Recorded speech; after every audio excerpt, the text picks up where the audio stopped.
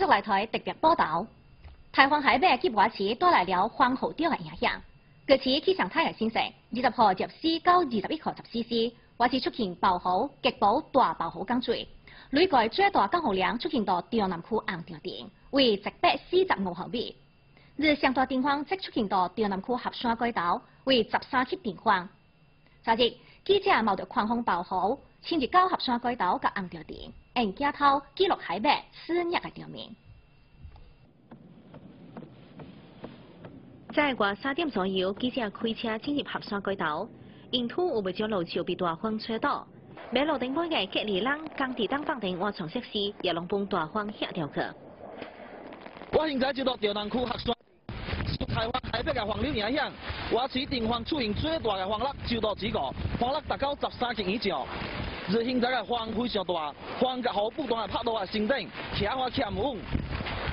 日直路上，路树、路灯甲工地嘅换床挡板，也都出现不当程度嘅损毁。随后，记者冒着狂风暴雨，开车进入这次港口量上大嘅地方红潮顶。记者看到部分低洼嘅山路出现积水，红潮大块嘅水流非常急，水位也比较高。高等地水库管理单位通告，昨日红潮顶嘅港口量达到220毫米以上。尽管雨量大，但并未造成内涝。河北彭村嘅村民顶北开了一个集会铺，经营也未受到影响。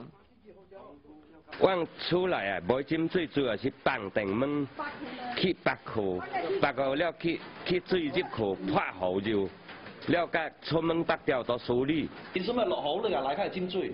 我袂。来浸水袂啊？无浸水啦。来水就浸水袂啊？种里面也发动。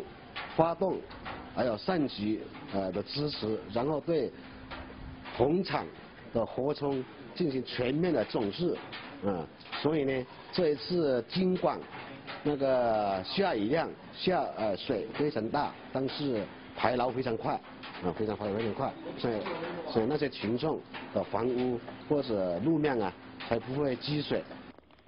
昨日红潮顶一共出动600万人次，转移控制107户，共502人，发射爆倒塌2处。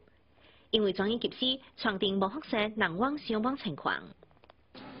接下来，我镇将继续对潍坊府山体滑坡易发段在此进行排查，及时转移受灾群众，同时做好灾后扶产工作，确保灾后农民群众及时恢复生产生活的指示。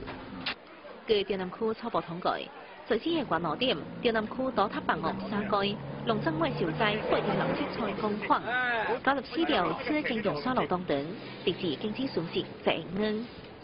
目前中南区灾后复苏工作正有所推进。